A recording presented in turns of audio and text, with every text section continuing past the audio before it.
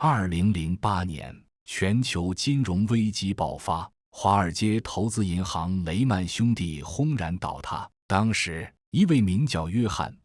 保尔森的对冲基金经理却在这场灾难中赚取了近40亿美元的惊人利润。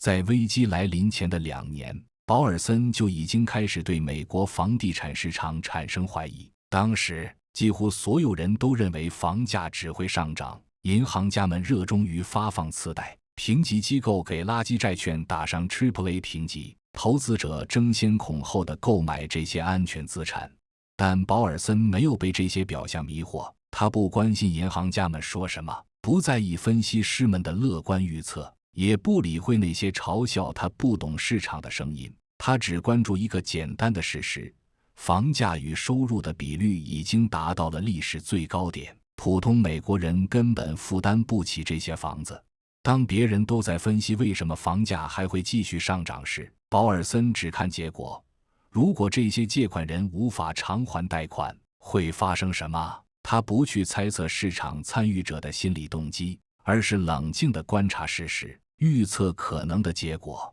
基于这种结果导向的思维，保尔森做出了一个大胆的决定，压住美国房地产市场崩盘。他购买了大量的信用违约掉期 CDs， 这是一种可以从债券违约中获利的金融工具。在接下来的2年里，保尔森承受了巨大的压力，他的投资一度亏损，投资者要求赎回资金，同行讥讽他不懂金融市场的运作规则，但他始终坚持自己的判断，因为他看到的是数据和事实，而不是市场情绪。当2008年房地产泡沫最终破裂，次贷危机全面爆发时，保尔森的押注获得了惊人的回报，他的基金在1年内增长了 590%， 创造了对冲基金历史上最大的单年收益。保尔森的成功告诉我们一个重要的道理：在这个充满噪音和干扰的世界里，真正的智慧不在于分析别人的动机和想法，而在于关注事实和结果。正如他在后来的一次采访中所说，我不关心市场为什么会崩溃，我只关心它是否会崩溃，以及崩溃后会发生什么。这种结果导向的思维方式不仅适用于投资，也适用于我们的日常生活和人际关系。死盯结果，无视动机，足以走出一切精神内耗。任何不能给你带来实际帮助的劝解，都是对方基于自身立场出发对你的约束，所以你大可不必当真。人行走江湖，话是只需要听半句的，对方在言辞恳切，但没有匹配行动，也约等于零。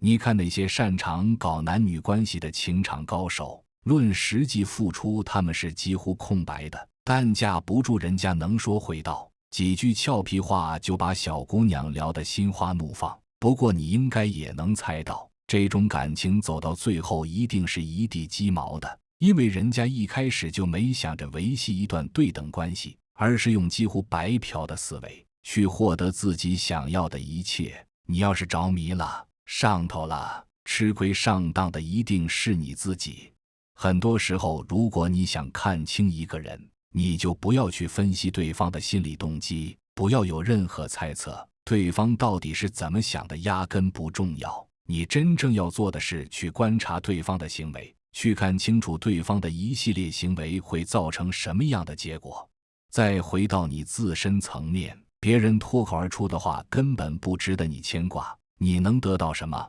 你会损失什么？这种实际利益的考量才是最重要的。我们来看另一个例子，特斯拉和 SpaceX 的创始人埃隆·马斯克在商业上的成功，很大程度上也得益于他的结果导向思维。2006年，马斯克同时经营着2家濒临破产的公司，特斯拉和 SpaceX。当时，电动汽车被认为是不可能成功的商业项目，私人太空公司更是被视为天方夜谭，投资者纷纷撤资，媒体嘲笑他的不切实际，甚至他的朋友和家人也劝他放弃。但马斯克没有被这些声音干扰，他不关心别人怎么看他，不在意市场的短期反应，也不纠结于过去的失败，他只关注一个问题：如何让这2家公司活下来并实现目标。在特斯拉，他亲自参与产品设计和生产流程的每一个细节，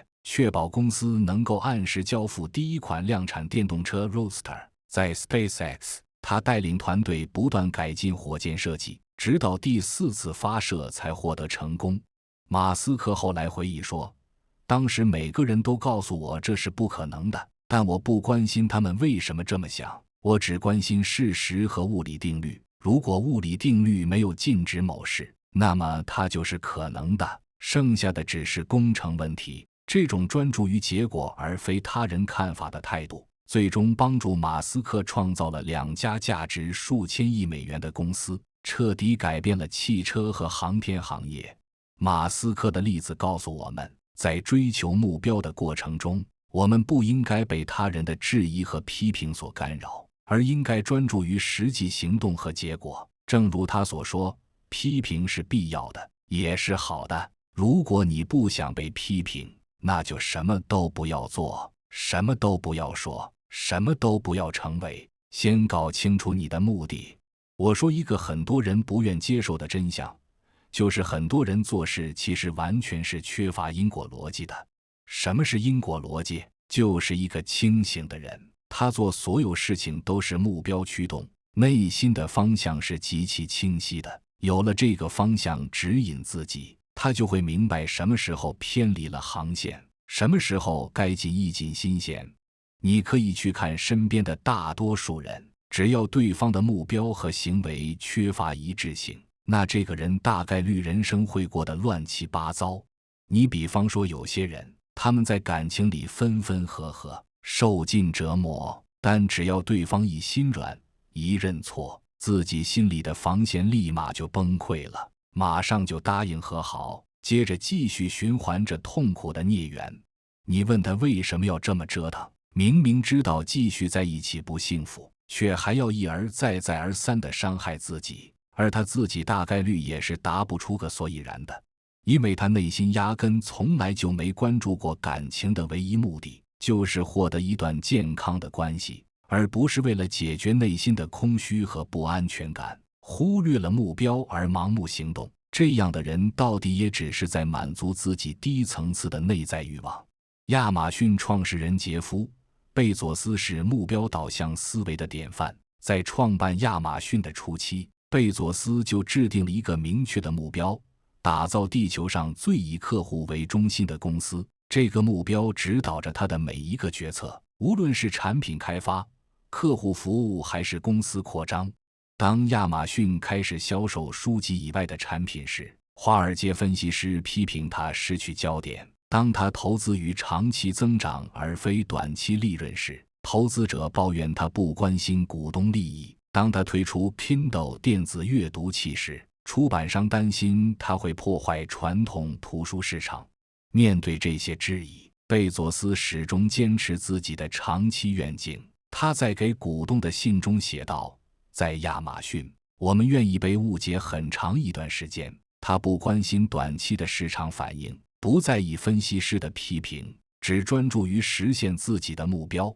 贝佐斯有一个著名的后悔最小化框架来指导决策。他说，当我80岁时，我想回顾自己的人生，将后悔的事情最小化。我不会后悔我们尝试过的事情却失败了，但我会后悔我们没有尝试的事情。这种清晰的决策框架帮助他避免了短期思维的陷阱，保持了对长期目标的专注。正是这种对目标的坚定不移，使亚马逊从一家在线书店发展成为全球最大的电子商务和云计算公司之一，而贝佐斯也成为了世界上最富有的人之一。贝佐斯的例子告诉我们，清晰的目标和坚定的执行力是成功的关键。正如他所说，如果你不知道自己要去哪里，任何路都会把你带到那里。但凡一段关系让你不舒服，或是感觉不对劲了，赶紧逃离。很多时候人的感觉是不会骗人的，你的直觉就是最敏锐的答案。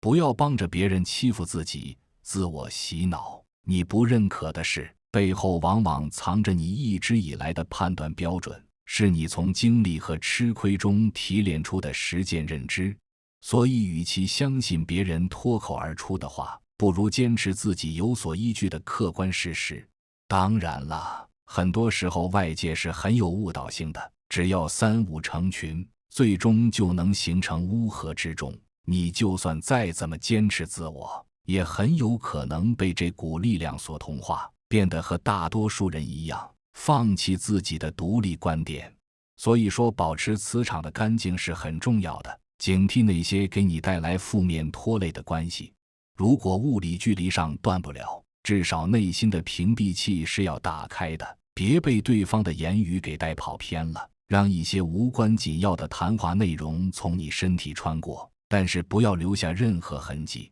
否则你一旦开始分析对方，就是在自证莫须有的猜想，把一件事加工成你自己想象的样子。但说到底，你的想象和客观事实可能天差地别。奥普拉·温弗瑞的故事是一个很好的例子。作为一个黑人女性，她在电视行业起步时面临着巨大的歧视和质疑。她的第一份电视工作是在巴尔的摩的一个地方电视台担任新闻主播，但因为她的外表和说话方式不符合标准，很快就被降职为记者。许多人告诉她，她不适合在镜头前工作，她应该接受自己的局限性。但奥普拉没有被这些负面声音所影响，她不去分析为什么别人不看好她，也不试图改变自己以迎合他人的期望。相反，她专注于发展自己的优势：真诚、共情和与观众建立情感连接的能力。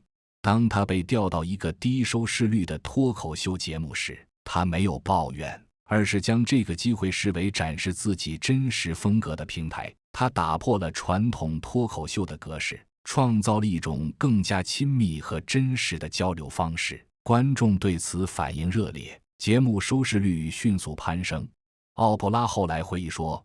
我最大的突破来自于停止尝试成为别人期望的样子，开始做真实的自己。”他不关心行业专家怎么看他，不在意传统标准如何定义成功，只专注于与观众建立真实的连接。这种坚持自我、不被外界干扰的态度，最终帮助奥普拉创建了自己的媒体帝国，成为美国最有影响力的女性之一。她的故事告诉我们，当我们感到不舒服或不对劲时，我们应该相信自己的直觉，而不是试图迎合他人的期望。很多时候，成年人的世界没有对错，只有立场。一个人觉得你好，大概只是因为你对他来说有利可图。倘若你有一天站到了对方的对立面，可能你在对方眼里的人设就彻底反转了。我做过销售工作，见过了太多同事因为利益而爆发冲突。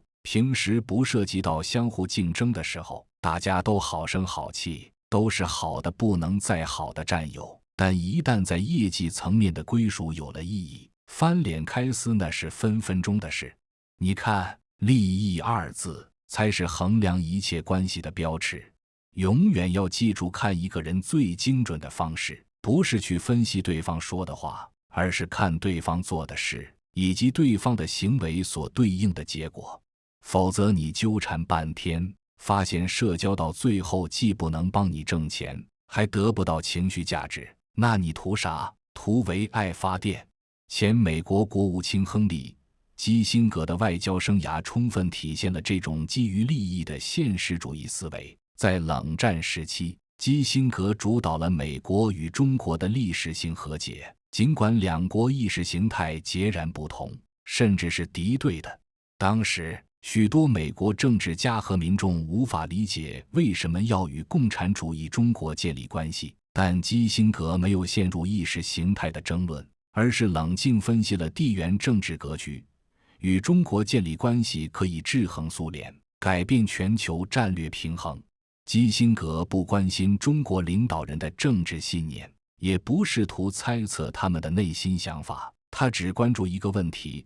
这种关系对美国的国家利益有什么好处？他在回忆录中写道，在国际政治中，行为者不是朋友或敌人，而是利益的追求者。这种基于利益而非情感或意识形态的外交策略，最终帮助美国在冷战中取得了战略优势。基辛格的例子告诉我们，在复杂的人际关系中，我们应该关注实际利益和结果，而不是被表面的友好或敌意所迷惑。正如基辛格所说，历史不会奖励感觉良好的失败，也不会惩罚不受欢迎的成功。这句话道出了结果导向思维的精髓。最终重要的不是过程中的情感体验，而是最终的结果。一条最简单的处事心法，处于价值高位的人，人生法则是轻松的。他不需要去在意任何人的看法、评价，也不怕和任何人翻脸，因为自身的利益不由别人把控，不需要处处看人脸色。都听过一句老话吧，穷在闹市无人问，富在深山有远亲。人性说到底就是慕强，习惯向上仰望的强者什么都没做，但却可以一呼百应。反观弱者，时常极尽讨好之能事，却从来都不被重视。君子论迹不论心，你有显性可量化的结果，多的是人向你靠拢，想要与你同行。很多时候这个世界就是吵闹喧闹的，是个人都想拼命放大自己的声量，让自己能被注意到。但你要知道，人活着不是为了解释，话说的太多，丢掉的一定是自己的气场和威严。真正的高手从来都不是絮絮叨叨的，一个字吐出来就有一个字的重量。那些过度赘述的人，往往都拿不出任何实际结果和解决方案，所以就只能用车轱辘话把话题扯得不着边际。在我看来，一个成熟的成年人应该有的自觉是，你不要觉得自己说过的话、做过的事会被多少人在意。除了你自己，没有人记得你什么时候动过真心，什么时候对外掏心掏肺。你的所有起心动念，都只有你自己了解。所以尽量做一个情感淡人，不过度追求外界的认可，也不要太在意波动的情绪，把时间和精力放在稿钱上，执着于拿到结果，才是一个成年人该有的思想成熟。苹果公司创始人史蒂夫·乔布斯是这种处事心法的典范。乔布斯以其直接，有时甚至是残酷的管理风格而闻名，但他的成功证明了结果导向思维的力量。1997年，当乔布斯重返苹果时，公司处于濒临破产的边缘，产品线混乱，士气低落。在一次产品评审会上，乔布斯打断了工程师们冗长的技术讨论，直接问道：“这对用户有什么好处？”当没有人能给出清晰的答案时，他果断取消了该项目。乔布斯不关心团队已经投入了多少时间和精力，不在意取消项目会伤害多少人的感情，他只关心一个问题：这个产品能否为用户创造价值。这种直接关注结果的方式，虽然在短期内可能会造成不适，但从长远来看，它帮助苹果重新聚焦于创造革命性产品。乔布斯有一句著名的话：如果你把每一天都当作生命中的最后一天来过，总有一天你会是对的。这种紧迫感驱使他不断追求卓越的结果，而不是沉溺于过程中的舒适或和谐。在产品发布会上，乔布斯从不解释产品的技术细节或开发过程，他只展示产品能为用户带来的价值和体验。他知道消费者不关心产品是如何制造的，他们只关心产品能为他们做什么。乔布斯的例子告诉我们，真正的领导力不在于让所有人都喜欢你，而在于引导团队实现卓越的结果。正如他所说，我的工作不是让人们喜欢我，而是让他们变得更好。这种专注于结果而非过程或情感的态度，帮助乔布斯将一家濒临破产的公司转变为全球最有价值的科技巨头。他的故事告诉我们，在追求目标的过程中，我们不应该被他人的看法或短期的情感波动所干扰，而应该专注于创造有价值的结果。说了这么多理论和案例，你可能会问，如何在日常生活中实践这种结果导向的思维方式？以下是一些具体的建议：一、明确你的目标。在开始任何事情之前，先问自己：我想要达到什么结果？这个问题看似简单，但很多人在行动前并没有真正思考过。无论是职业发展、人际关系还是个人成长，明确的目标是结果导向思维的基础。比如，如果你想提升职场竞争力，不要盲目报各种培训班或考证书，而是先思考，在你的行业中，什么样的能力和经验最受重视，哪些技能可以直接转化为职场价值，然后有针对性的去提升这些能力。二、关注行为而非言辞。在评估他人时，不要被花言巧语所迷惑，而要看对方的实际行动，特别是在商业合作和亲密关系中，对方的承诺和保证远不如实际行动重要。举个例子，如果有人说要和你合作创业，但总是找各种理由推迟投资或具体行动，那么无论他的理由多么充分，你都应该保持警惕。真正重视合作的人会用行动证明，而不仅仅是口头承诺。三、建立结果反馈机制，定期评估你的行动是否在推动你向目标靠近。如果没有，不要固执地坚持原有方法，而是要勇于调整策略。比如，如果你的目标是提高销售业绩，那么每周或每月回顾销售数据，分析哪些方法有效，哪些无效，然后相应的调整策略。不要因为已经投入了时间和精力就不愿意放弃无效的方法。四、不要被情绪干扰决策。情绪是决策的大敌。当你感到愤怒、恐惧或兴奋时，很容易做出不理性的决定。学会识别这些情绪状态，并在做重要决定前让自己冷静下来。比如，当你收到一个看似诱人的投资机会，感到兴奋不已时，先冷静下来，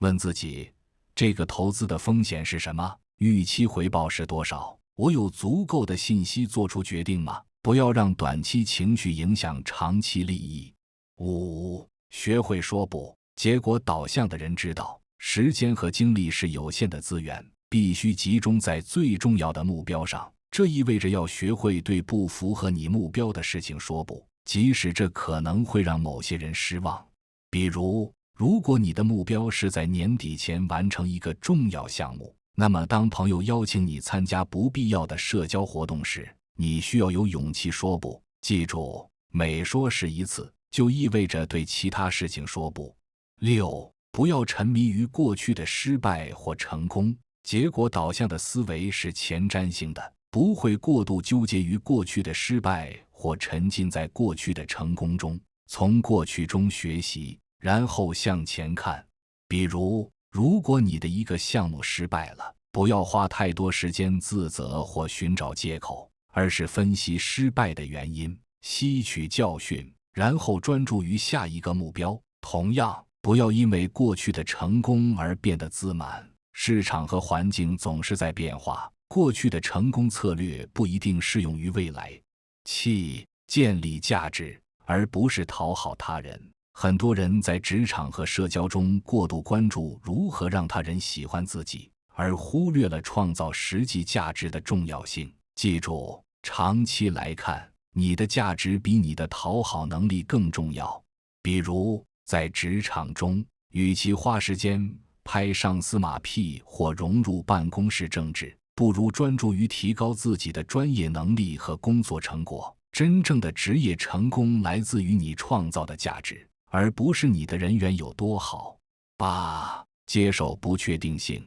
结果导向并不意味着你可以控制所有结果。在复杂的世界中，很多因素是超出我们控制范围的。学会接受这种不确定性，同时专注于你能控制的因素。比如，你不能控制市场波动或竞争对手的行动，但你可以控制自己的产品质量、客户服务和创新能力。专注于这些你能控制的因素，而不是浪费精力担心那些你无法控制的事情。九、保持长期思维。结果导向的思维不是追求短期利益，而是关注长期价值。有时候，短期的不是或牺牲是实现长期目标的必要代价。比如，创业初期可能需要接受较低的收入和较长的工作时间，但如果这些牺牲能帮助你建立一个成功的企业，从长远来看是值得的。不要因为短期的不是而放弃长期的目标。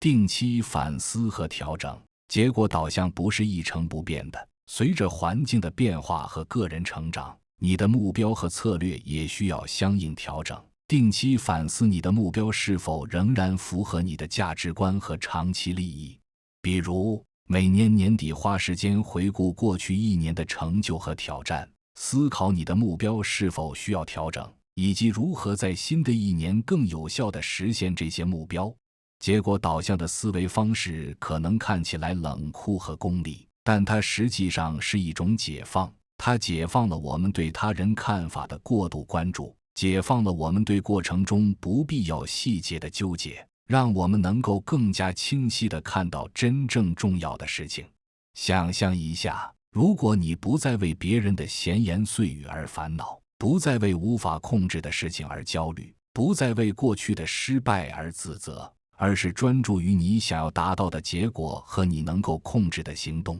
你的生活会变得多么轻松和高效。结果导向思维不是要你变得冷血或无情，而是要你变得更加清醒和理性。它不是要你忽视过程中的情感体验，而是要你不被这些情感所控制。它不是要你放弃对他人的关心和尊重，而是要你在关心他人的同时，不忘记关心自己的利益和目标。记住，在这个世界上，最终重要的不是你说了什么，而是你做了什么。不是你的动机有多么纯粹，而是你的行动带来了什么结果。不是你有多么努力，而是你创造了多少价值。正如约翰·保尔森在金融危机中所展示的那样，当大多数人都被市场情绪和他人观点所左右时，能够冷静分析事实和结果的人，往往能够在混乱中找到机会，在危机中创造价值。你去看身边混得一般的人，基本上都没什么城府，他们藏不住情绪，守不住秘密，习惯了对别人的套话和盘托出。这种过度透明的状态往往会让他们在职场和社交中处于不利地位，而那些能够适度保持神秘感，不轻易展示全部底牌的人，反而更容易获得尊重和成功。这并不是鼓励你变得虚伪或不真诚，而是提醒你在这个复杂的世界中，保持一定的边界感和自我保护意识是必要的。正如文中所说，事以密成，言以谢败。过早地透露你的计划和想法，不仅可能让他人有机会阻碍你，还会减弱你自己的执行动力。结果导向的思维方式要求我们不被表面现象所迷惑，不被短期情绪所控制，而是始终关注最终的目标和结果。这种思维方式可能看起来冷酷和功利，但它实际上是一种解放。它解放了我们对他人看法的过度关注，解放了我们对过程中不必要细节的纠结，让我们能够更加清晰地看到真正重要的事情。